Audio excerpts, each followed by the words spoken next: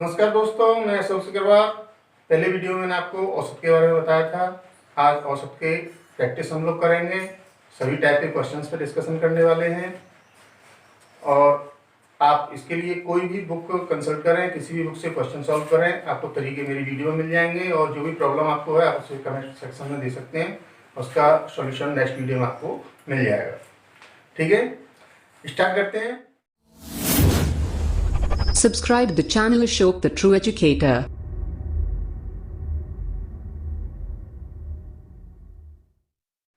सबसे पहला question number 1 हमें दिया हुआ है। एक महिला और उसकी पुत्री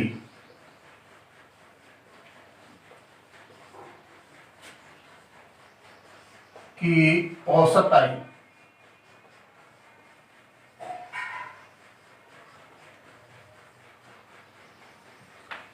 16 वर्ष है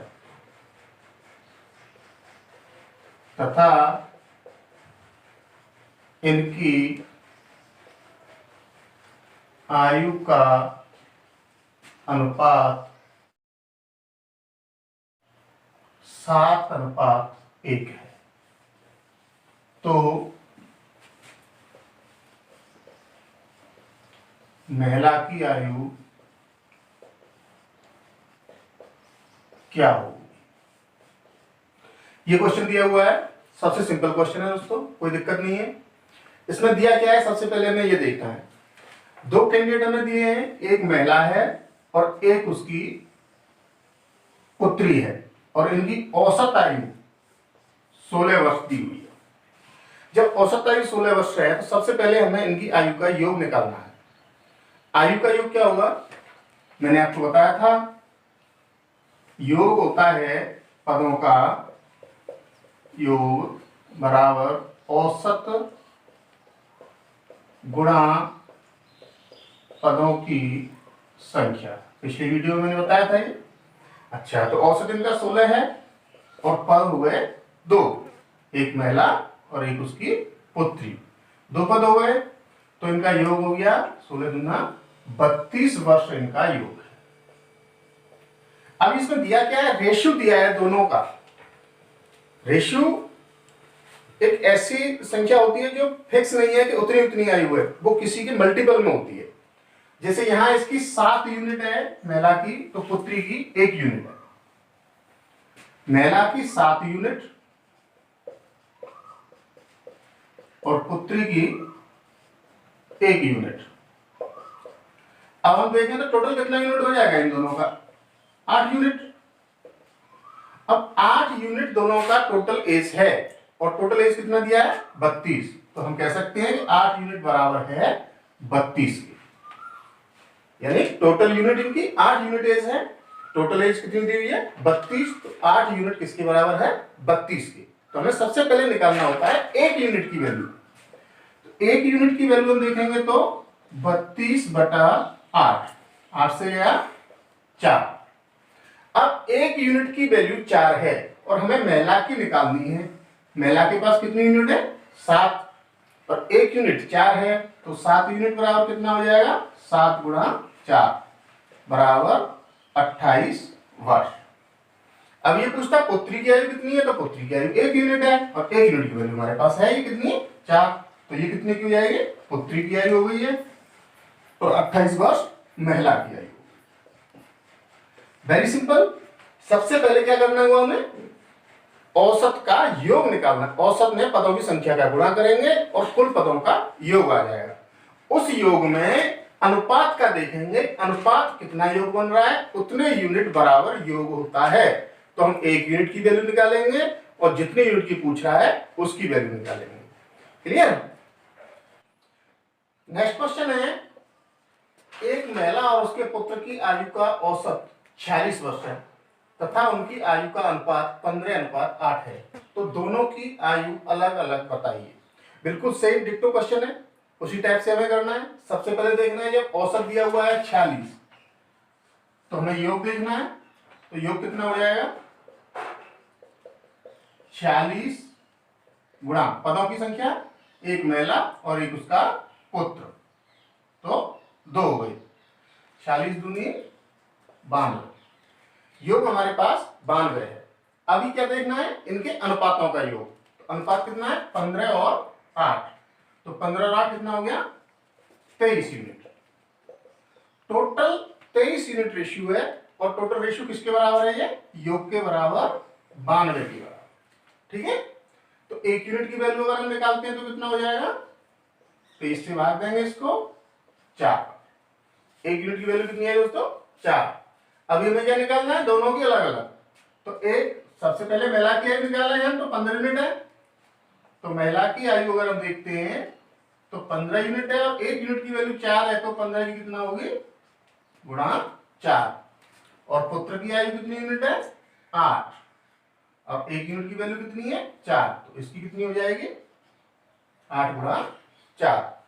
तो अभी देखें, 15 चौका 60 वर्ष की तो हो गई महिला, और 8 चौका 32 वर्ष का हो गया पुत्र। क्लियर है दोस्तों। इसी टाइप का मैं आपको अगला क्वेश्चन भी देने वाला हूं, इसमें थोड़ा सा चेंज करना है हमें संख्याओं में। ठीक है, अगला क्वेश्चन है 3 संख्याओं में से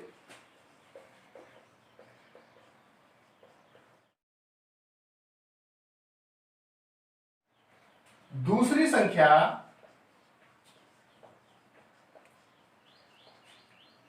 पहली की दुगनी है,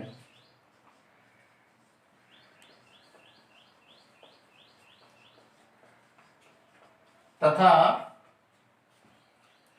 तीसरी संख्या की त्रिगुणी है।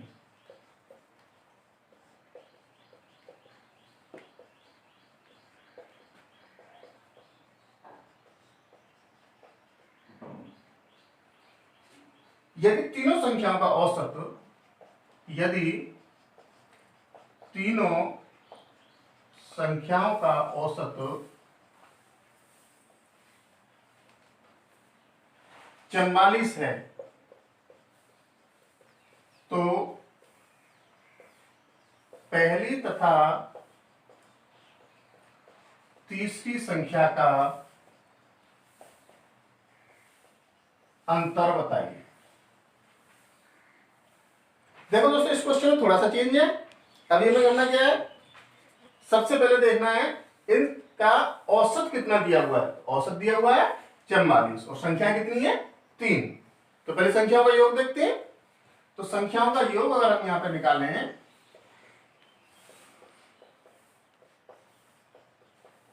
तो औसत 44 गुणा पदों की संख्या 3 कितना हो जाएगा, 132। ठीक है, अच्छा अब देख रहे हैं 3 संख्या उसने दी है, तीनों संख्या में कुछ ना कुछ उसने संबंध दिया है, तो उससे हमें क्या निकालना है, संख्याओं का रेशियो हमें मिलेगा। संबंध क्या दिया है, 3 संख्या है, 1, 2 और 3। इसने कहा है कि पहली की दुगनी दूसरी संख्या है। दूसरी संख्या कैसी है, पहली की दुगनी। अगर हम पहली को 1 माने तो दूसरी इसका 2 गुना 2 हो गया। लेकिन एक बात तो इसमें नहीं है कि तीसरी संख्या की तिगुनी है, ये दूसरी वाली संख्या जो है तीसरी की तिगुनी है, तो तीसरी संख्या इसकी 1/3 होगी। तो 1/3 कितनी हो गई, 2/3। अब ये रेशियो में मिल गया। इस रेशियो को हम सिंपल करते हैं तो क्या करेंगे, यहां बटा 3 है, तो 3 का मल्टीप्लाई सब में हम कर देते हैं। ठीक है, अब देखो ये 3 से 3 कैंसिल, तो यहां 2 रह गया, 3 दूना ये 6 रह गया, 3 एक 3 हो गया। ये रेशियो हमें मिल गया। जैसा क्वेश्चन हमारा पहला रहा था वही फॉर्मेट फिर आ गया हमें। पहली संख्या 3 यूनिट है, दूसरी संख्या 6 यूनिट है, तीसरी संख्या 2 यूनिट है, और सबका टोटल 132 है। तो इनके रेशियो का हम टोटल अगर देखते हैं तो कितना होता है, 3 और 6 9 और 2 11 यूनिट। 11 यूनिट बराबर कितना है, 132। तो 1 यूनिट की वैल्यू निकालनी है हमें पहले। 1 यूनिट कितना हो जाएगा, 11 से 12। 1 यूनिट संख्या कितनी हो गई, 12। अरे पूछता क्या है, ये पूछता है पहली और तीसरी संख्या का अंतर।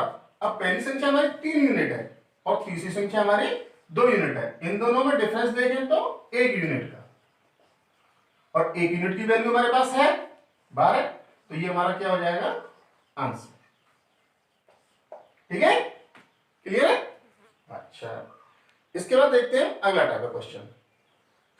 विषम संख्याओं का औसत, 100 से कम सभी विषम संख्याओं का औसत।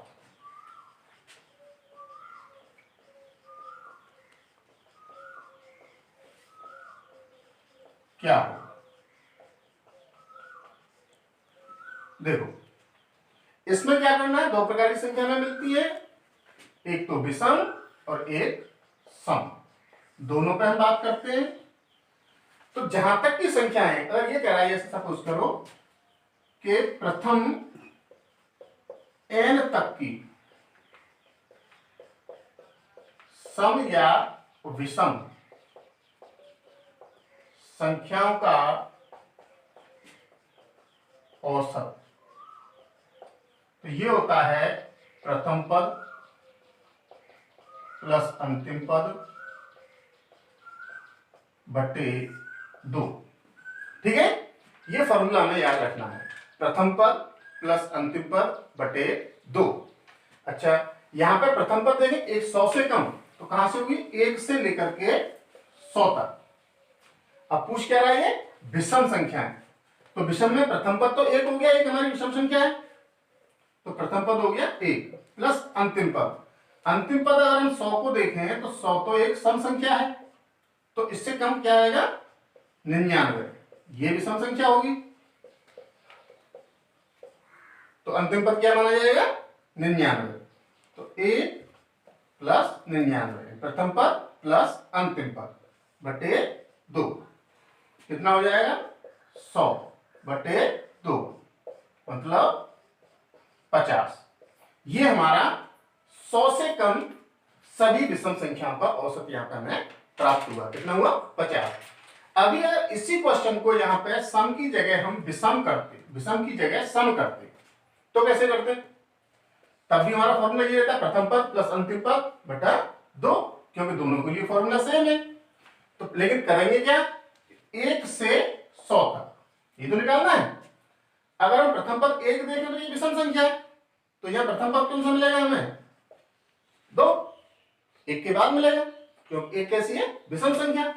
अच्छा, अंतिम पद देखें तो 100 अपने आप में सम संख्या है, तो अंतिम पद कितना हो गया, 100 बटा 2, तो ये कितना हो जाएगा, 102 बटा 2, कितनी बार गया, 51 बार। यानी ये इसी क्वेश्चन को अगर हम देखते हैं कि 100 से कम सभी सम संख्याओं का औसत क्या होगा, तो 51 होगा, और 100 से कम सभी विषम संख्याओं का औसत क्या होगा, तो 50 होगा। हम यहाँ पे एक तरीका और देख सकते हैं। एक तरीका क्या है कि हम देखेंगे 1 से 100 तक कितनी सम संख्याएं हैं, कितनी विषम संख्याएं हैं। तो 1 से 100 तक के लिए हम देखें तो विषम संख्याएं हमें मिलेंगी 50 और सम संख्याएं मिलेंगी हमें कितनी, 50। तो विषम संख्याओं का औसत कितना होता है, जितनी संख्याएं होंगी उतना ही होता है, यानी n विषम संख्याओं का औसत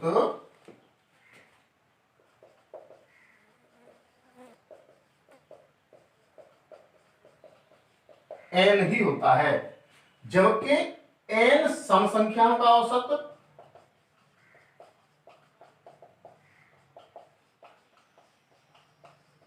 n+1 होता है। ठीक है, तो अब यहां 50 विषम संख्याएं थी, तो इनका औसत भी कितना हो जाएगा, 50 ही हो जाएगा। यहां 50 सम संख्याएं हैं, तो n 50 है +1, 50 + 1 कितना हो जाएगा, 51 इनका औसत हो जाएगा। अगर हम इस तरीके से निकालते हैं तब भी यही आएगा, और सीधे सीधे संख्याओं से निकाल देते हैं तब भी यही आएगा। ये हमें ज्यादा सिंपल लगता है, क्योंकि हमें केवल संख्याएं देखनी है, कितनी है, 1 से 100 तक 50 विषम संख्याएं हैं, तो जितनी विषम संख्या होगी उतना उसका औसत होगा। 50 सम संख्या है, तो जितनी सम संख्या होंगी उससे एक ज्यादा उसका औसत होगा।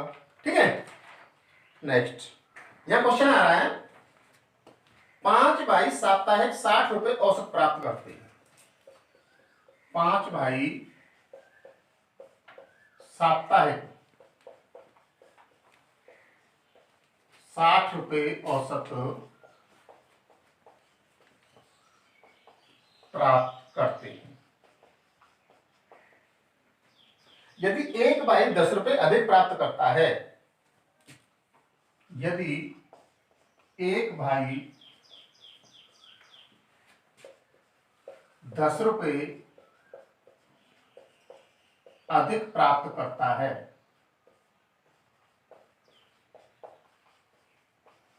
तो वर्तमान औसत क्या होगा?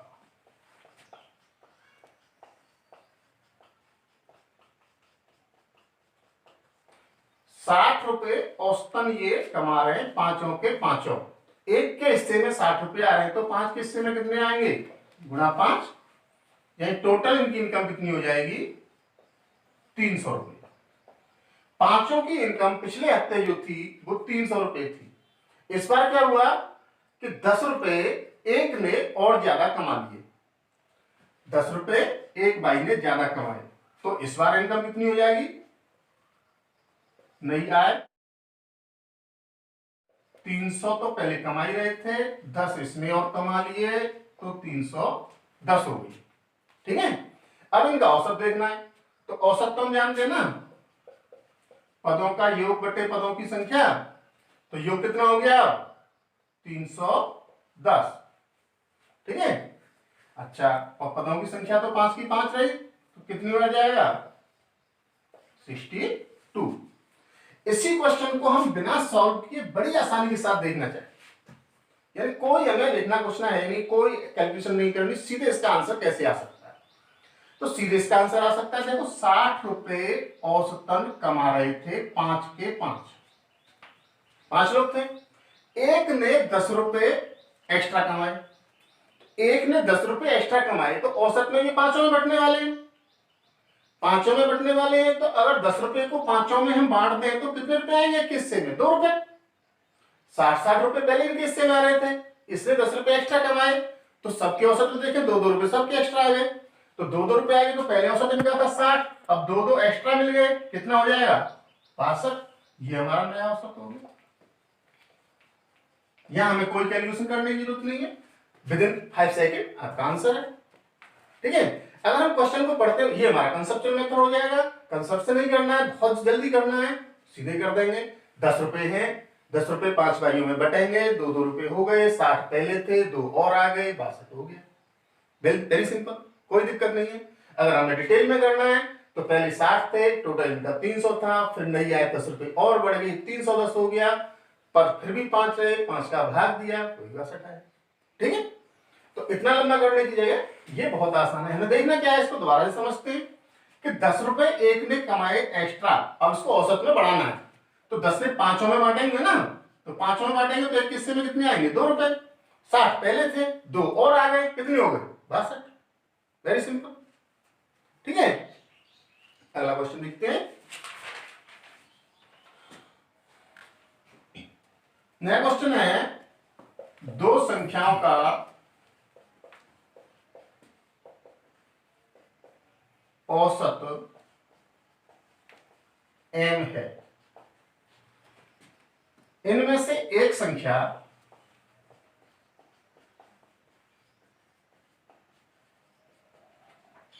n है, तो दूसरी संख्या क्या है?